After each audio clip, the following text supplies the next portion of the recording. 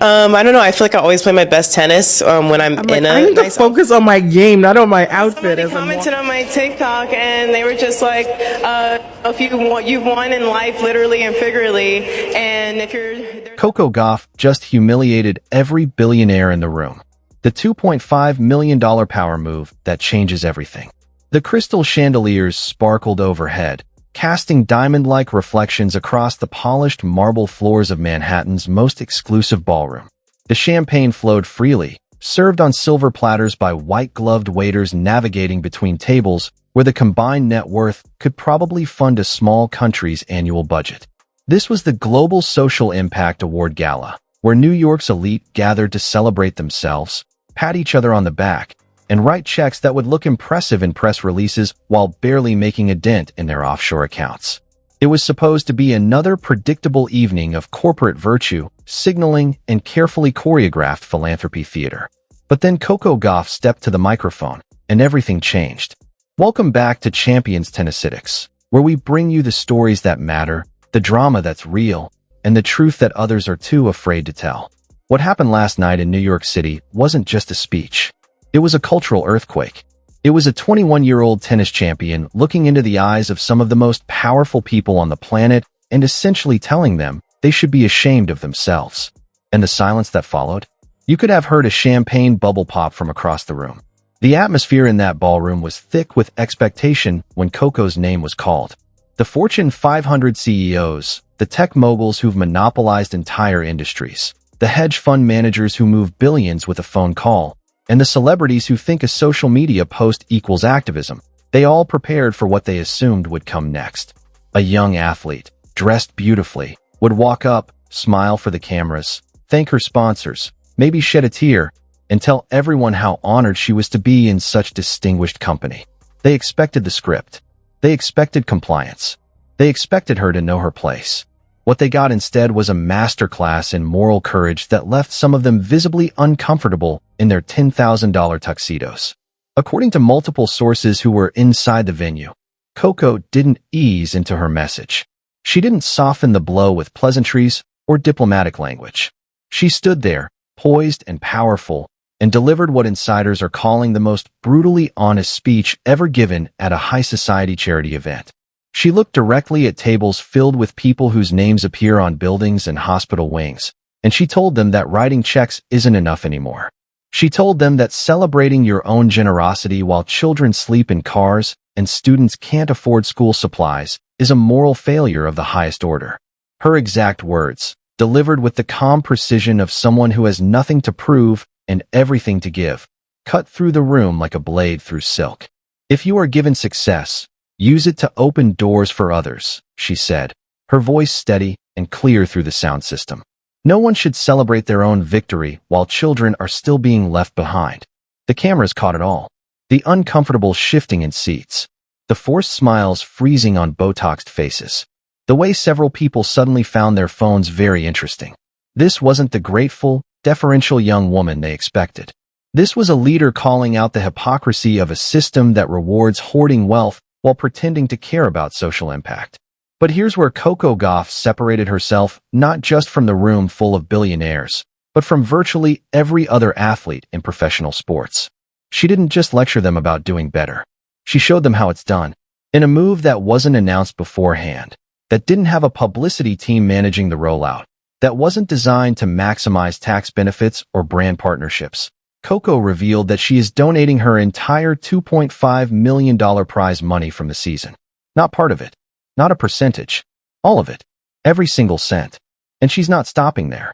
The image rights and endorsement income she earned throughout the year are also being redirected to causes that actually matter. Let that number sink in for a moment. $2.5 million. For most professional athletes, that's generational wealth. That's financial security for life. That's investment portfolios in real estate and the kind of money that makes money. And Coco Gauff just gave it all away before it even hit her bank account. The funds are being distributed directly to after-school programs in underserved communities, academic support centers for students who can't afford tutoring, and housing initiatives for families on the brink of homelessness in Florida and New York. These aren't glamorous causes that come with naming rights and gala invitations. These are the unglamorous, essential services that keep vulnerable children from falling through the cracks of a system that has abandoned them.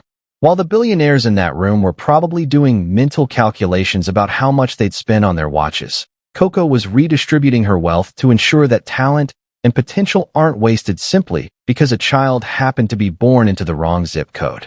She closed her speech with a line that should be carved into the foundation of every corporate headquarters in America. Success means nothing if it does not help someone beyond yourself.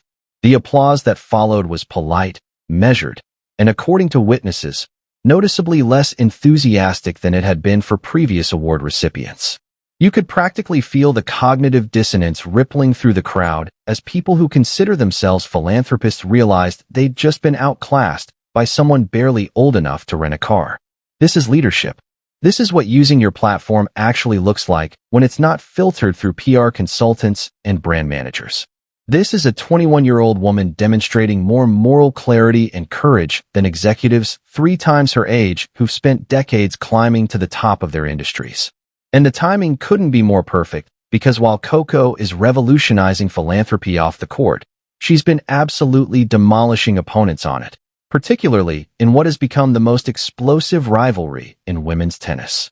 The Coco Gauff versus Serena Sabalenka rivalry isn't just about tennis anymore. It's personal. It's psychological. It's the kind of competition that defines eras and creates legends. If you thought the battles between Serena and Venus were intense, or the Evert-Navratilova wars were legendary, you haven't been paying attention to what these two women have been doing to each other for the past year. The 2025 season was essentially a year-long chess match between them, with each victory and defeat adding another layer of complexity and tension to their relationship. Let's travel back to the clay courts of Roland Garros, where under the Parisian sky, and with the entire tennis world watching, Coco Gauff achieved something that many analysts thought was still a few years away. The 2025 French Open final was supposed to be Sabalenka's coronation. She'd been playing arguably the best tennis of her life. Her serve was a weapon of mass destruction. Her ground strokes were leaving crater-sized marks in the clay. She was physically dominant, mentally focused, and according to the odds makers, heavily favored to win. But Coco Gauff didn't read the script. She didn't care about the odds. She walked onto court Philippe Chatrier and delivered a tactical masterpiece that will be studied in tennis academies for decades. The conditions that day were challenging. The wind was swirling, making consistent ball striking nearly impossible. These are the conditions that typically favor the bigger, more powerful player, someone like Sabalenka who can muscle through adverse weather. But Coco used the wind like a strategic partner. She varied her shots, mixing heavy topspin with strategic slices, pulling Sabalenka wide, and then catching her off balance with shots down the line. The first set went to a tiebreaker, and you could see the frustration building in Sabalenka's body language with every point Coco won. When Gauff closed out that tiebreaker, something shifted. The momentum, the confidence, the belief, it all flowed to the American side of the net. Coco dismantled Serena in the second set and claimed her second Grand Slam title, cementing her status not as a promising talent, but as a legitimate champion who can win on any surface against anyone. The trophy presentation was everything you'd expect from Coco: gracious, humble, appreciative. But in the background, if you were watching closely, you could see Sabalenka sitting in her chair, towel over her head, absolutely different kind of pain. And that pain would manifest itself in ways that would add fuel to an already smoldering rivalry. In the press conference that followed, Sabalenka tried to maintain her composure, but the frustration leaked through in comments that would later require damage control from her team. When asked about the match and the conditions, she made a statement that raised eyebrows across the tennis world. She's the best version of the best player available. She was saying the conditions, the circumstances, the bracket, all conspired to produce a result that didn't reflect the true hierarchy of women's tennis. She was, whether intentionally or not, delegitimizing Coco's championship. If IGA had beaten me the other day, I think she would have gone out today and gotten the win, Sabalenka told reporters, her voice carrying an edge that no amount of professional media training could fully disguise. The implication was clear. Coco's victory was circumstantial, not definitive. It was the comment of a sore loser, and the tennis community pounced on it immediately. Social media erupted. Tennis analysts debated whether Sabalenka had crossed a line. And Coco took the high road publicly while privately. According to sources close to her camp, she filed that comment away as motivation for future encounters. The tension between these two champions simmered through the summer months, with occasional social media exchanges that seemed friendly on the surface, but carried undertones that only they fully understood. Then came the U.S. Open at Flushing Meadows, Sabalenka's favorite hunting ground. The Belarusian champion was defending her title on the hard courts of New York, and she was on a mission to prove that Paris was an aberration, not a changing of the guard. She tore through the draw with ruthless efficiency, dropping only one set on her way to the final. Her serve was clicking, her forehand was painting lines, and her confidence was back to championship levels. The final saw Sabalenka facing Amanda Anisimova, not Coco Gauff, which probably came as both a relief and a disappointment to her. She dispatched Anisimova in straight sets, reclaiming her U.S. Open crown and proving she was still very much a dominant force in women's tennis. But the narrative around her victory was complicated by the fact that she hadn't had to face Coco in New York. The question lingered, what would have happened if they'd met on the hard courts of the U.S. Open? Would Sabalenka's power game have been too much?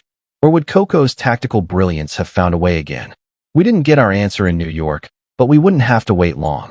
The final showdown of 2025 came at the WTA Finals in Riyadh, Saudi Arabia, in November.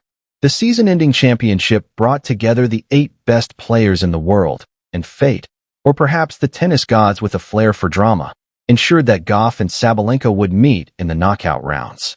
This was the rubber match, the tiebreaker for their season-long rivalry. Both players were operating at peak levels. Both had already won Grand Slams that year. Both had something to prove, Coco that Paris wasn't a fluke, and Sabalenka that she was still the superior player. The match lived up to the hype. The first set was a war of attrition, with both players holding serve under immense pressure until it inevitably went to a tiebreaker. In that tiebreaker, Sabalenka's experience and power made the difference. She won it 7-4, and you could see her confidence surge. The second set was more one-sided as Sabalenka found her rhythm and Coco, perhaps mentally drained from the effort of the first set, couldn't match the Belarusian's intensity. The final score was 7-6, 6-2, giving Sabalenka the victory and making their head-to-head for 2025 2 wins to 1 in her favor. But here's the fascinating part. Despite winning the season series, despite proving she could beat Coco on multiple surfaces, Sabalenka didn't look entirely satisfied in victory. Maybe it's because she knows that when it mattered most, at the French Open with a Grand Slam title on the line, Coco came out on top. Maybe it's because she realizes that the American teenager she used to dominate has evolved into a player who can go toe-to-toe with her and win. Or maybe it's because, deep down, she understands that Coco Gauff isn't just becoming a better tennis player. She's becoming the face of women's tennis in a way that transcends rankings and titles. As we sit here in early January 2026, just days away from the Australian Open beginning on Sunday, January the 18th, the tension between these two champions has never been higher. Their social media posts bidding farewell to 2025 perfectly encapsulated their contrasting personalities and approaches to competition. Coco's message was serene and grateful, thanking the year for dreams fulfilled and love shared, expressing gratitude for the journey. It's the voice of someone who has found peace in her purpose, who understands that tennis is just one part of a larger mission to make the world better. The Australian Open looms large on the calendar, and the possibility of another Gauff-Sabalenka showdown has fans and analysts equally excited. Melbourne's hard courts should theoretically favor Sabalenka's power game, but we've learned that trying to predict what Coco Gauff will do based on conventional wisdom is a fool's errand. She's proven she can win on clay, the surface that should favor players with patience and consistency. There's no reason to doubt she can find a way to win on hard courts against anyone, including the woman who currently holds a slight edge in their rivalry. But beyond the rivalry, beyond the Grand Slam chase, beyond even the rankings and the prize money, there's a larger conversation happening about Coco Gauff's place in tennis history. And you simply cannot have that conversation without addressing the elephant in the room. The compared American superstar immediately crowned her the next Serena, a title that has probably done as much harm as good over the years. The pressure of being compared to arguably the greatest tennis player of all time has destroyed lesser talents. We've seen promising juniors crumble under expectations that were nowhere near as heavy as what Coco has carried. But she's handled it with a maturity and grace that belies her age. Instead of running from the comparison or arrogantly embracing it, she's done something more intelligent and respectful. She's acknowledged Serena's greatness while carving out her own identity and path. In a resurfaced interview that's been making the rounds on social media this week, Coco gave what might be the most insightful analysis of Serena Williams' legacy that anyone has offered. And interestingly, she didn't focus on the 23 Grand Slam singles titles, or the Olympic gold medals, or the weeks at number 1. She talked about something deeper and more meaningful. What makes her the GOAT is her personality and all that she's done off the court to fight for equality, to fight for young players like me, Coco said, her voice filled with genuine reverence and gratitude. She continued, I don't think there will be anyone who can do what she did, with all the adversity that she had to face. There will never be another Serena. This is why Coco Gauff represents the future of tennis in the best possible way. She understands that greatness isn't just measured in trophies and titles. It's measured in impact and influence. It's measured in how you use your platform to create opportunities for others. It's measured in whether you have the courage to speak truth to power when it would be easier to stay silent and collect your endorsement checks. Serena Williams revolutionized women's tennis not just with her serve and athleticism, but with her unwillingness to accept the status quo, her insistence on equal pay, her willingness to call out racism and sexism even when it cost her sponsorships and favorable coverage. And now Coco is carrying that torch forward in her own way. The speech in New York, the $2.5 million donation, the focus on education and housing for underprivileged children, these aren't just nice gestures. This is the blueprint for how modern athletes should use their influence. This is what it looks like when someone truly understands that their success is built on the foundation of opportunities that others never had, and instead of pulling up the ladder behind them, they're building escalators for everyone else. The mutual respect between Serena and Coco is beautiful to witness. Serena, who is famously selective with her praise, has repeatedly said that Coco is smarter and more articulate at 21 than she was at the same age. When the greatest player in the history of your sport tells the world that you're doing things better than she did, that's not just a compliment. That's a passing of the torch. That's the acknowledgement that the game is in good hands. That the fight for equality and justice and opportunity will continue with the next generation. But let's be clear about something important. Coco Gauff isn't trying to be Serena Williams 2.0. She's not attempting to replicate someone else's career or legacy. She's creating her own, one that will be just as impactful but different in important ways. Serena had to fight battles that Coco won't face because Serena already won them. Coco will face challenges that Serena never encountered because the world keeps changing and evolving. What unites them isn't a similar playing style or personality. It's a shared commitment to using tennis as a platform for something bigger than themselves. Recent reports suggest that the relationship between Coco and Serena has deepened beyond the typical mentor-mentee dynamic. They speak regularly, not just about tennis, but about the pressures of fame, the responsibility of influence, and the importance of staying true to your values when everyone around you is telling you to just shut up and play. Serena has apparently advised Coco on everything from handling media scrutiny to structuring charitable foundations to managing the psychological toll of carrying a sport on your shoulders. It's the kind of guidance that no coach or agent can provide because it comes from lived experience at the absolute highest level. As the Australian Open approaches, the storylines are almost too perfect. You have Aryna Sabalenka, the defending champion, hungry to prove that her power game is still the most dominant force in women's tennis. She's carrying a 2-1 advantage in the season series with Coco, and she'll be looking to extend that edge on the hard courts of Melbourne Park, where her aggressive style typically thrives.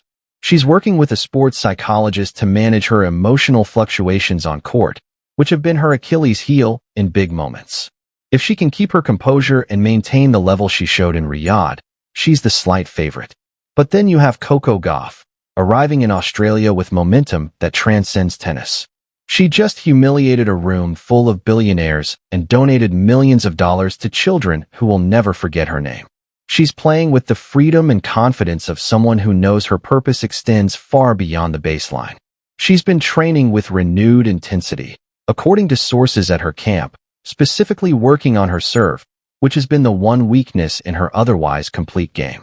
If she shows up in Melbourne with an improved serve to complement her already elite returning and court coverage, she might be unbeatable. The draw hasn't been released yet, but tennis fans around the world are already imagining the possibility of a Gauff-Sabalenka final on Rod Laver Arena. The atmosphere would be electric. The tension would be unbearable. The stakes would be enormous, not just for the trophy and the ranking points, but for the psychological edge in a rivalry that will likely define the next decade of women's tennis. Will Coco's tactical brilliance overcome Sabalenka's raw power? Will Sabalenka's improved mental game allow her to close out tight matches against the one opponent who seems to be in her head? Will we see the changing of the guard, or the reaffirmation of the current hierarchy? Beyond Gauff and Sabalenka, the Australian Open field is loaded with talent and potential spoilers. Iga Swiatek is always dangerous despite her recent struggles. Elena Rybakina has the weapons to beat anyone on her day. Arena's fellow Belarusian Zheng Qinwen has been improving rapidly. And there are always the dark horses, the unseeded players who catch fire at just the right moment and upset the rankings. But let's be honest, if you're not watching this tournament to see what Coco Gauff does next, you're missing the point. What we're witnessing with Coco Gauff is the emergence of a once-in-a-generation athlete who understands that sports is just the vehicle for something much larger. Muhammad Ali used boxing to fight for civil rights. Billie Jean King used tennis to fight for gender equality. Colin Kaepernick used football to protest police brutality. And now Coco Gauff is using tennis to fight for economic justice and educational equity, while simultaneously competing at the highest level of her sport. She's proving that you don't have to choose between being a champion athlete and being a champion for social change. You can be both. You must be both. The billionaires who sat in uncomfortable silence last night in New York are probably hoping that Coco's speech was just a one-time thing. A young woman having a moment of passion that will fade as she gets older and richer and more integrated into their world. They're hoping she'll eventually realize that rocking the boat isn't good for business, that maintaining relationships with sponsors and corporate partners requires a certain level of compliance and diplomacy.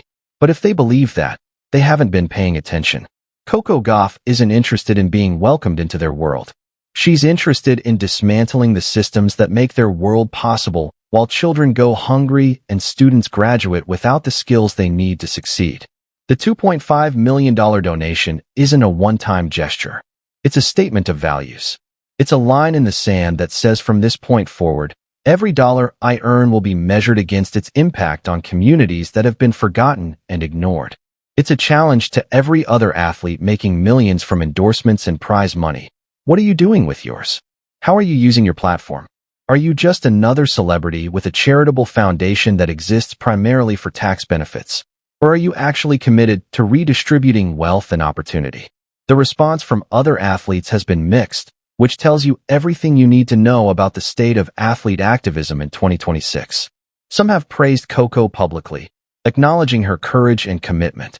Others have remained silent, perhaps uncomfortable with the implicit criticism of their own philanthropic efforts. And a few, speaking off the record to reporters, have suggested that Coco is being naive, that she'll regret giving away so much money when her career is over and the endorsement deals dry up. But those critics are missing the point entirely. Coco isn't worried about her financial security 20 years from now because she understands that true security comes from knowing you used your gifts to serve others, not yourself. The Australian Open starts in less than 2 weeks, and the world will be watching Coco Gauff with a different perspective than they had just a month ago. She's no longer just a talented tennis player with enormous potential. She's a movement. She's a symbol of what athlete activism can and should look like in the modern era. She's proof that you can be young and successful and still maintain your principles and values. She's everything that the sports world claims to want from its stars: talented, articulate, charitable, and brave. But she's also everything that makes powerful people nervous because she refuses to stay in her lane or accept the boundaries that society tries to place on young black women. The quiet teenager who broke onto the scene at Wimbledon all those years ago is gone, replaced by a woman who commands respect not with volume or aggression, but with moral clarity and unwavering commitment to justice. The billionaires in New York learned that lesson when she silenced their self-congratulatory celebration with truth they didn't want to hear. Aryna Sabalenka is learning it every time they step on the court together and realizes that Coco isn't intimidated by power or reputation. And the rest of the tennis world is learning it as they watch a 21-year-old redefine what it means to be a champion. This is the story that will define the 2026 season and probably the next decade of women's tennis. It's not just about Grand Slam titles or world rankings or rivalry records, though all of those elements are fascinating and compelling. It's about whether sports can still be a vehicle for social change in an era of corporate sponsorships and billion-dollar media deals. It's about whether young athletes will find the courage to speak truth to power or whether they'll be seduced by wealth and fame into comfortable silence. And it's about whether Coco Gauff can maintain this impossible balance between being the best tennis player in the world and being the most important athlete activist of her generation. So what do you think? Was Coco right to call out those billionaires to their faces? Or should she have been more diplomatic? Is her $2.5 million donation inspiring or reckless? Who's winning the Australian Open? Coco Gauff with her tactical brilliance and newfound sense of purpose, or Aryna Sabalenka with her devastating power and slight psychological edge? And most importantly, are we witnessing the emergence of the most important athlete of the 21st century? Drop your thoughts in the comments below because this is the conversation we need to be having. If this video opened your eyes to what's really happening in tennis beyond the scoreboard, smash that like button and let the algorithm know that serious sports journalism still matters. Subscribe to Champions Tennisitics so you never miss an update on the stories that the mainstream media is too afraid to touch. Hit that notification bell because when Coco Gauff steps on the court in Melbourne, you're going to want to be here for the analysis and commentary you won't get anywhere else. Share this video with anyone who still believes that athletes should just shut up and play, because Coco Gauff just proved that the most powerful weapon an athlete has isn't their serve or their forehand, it's their voice. This is Champions Tennisitics, and we'll see you when the Australian Open begins. Game, set, and revolution.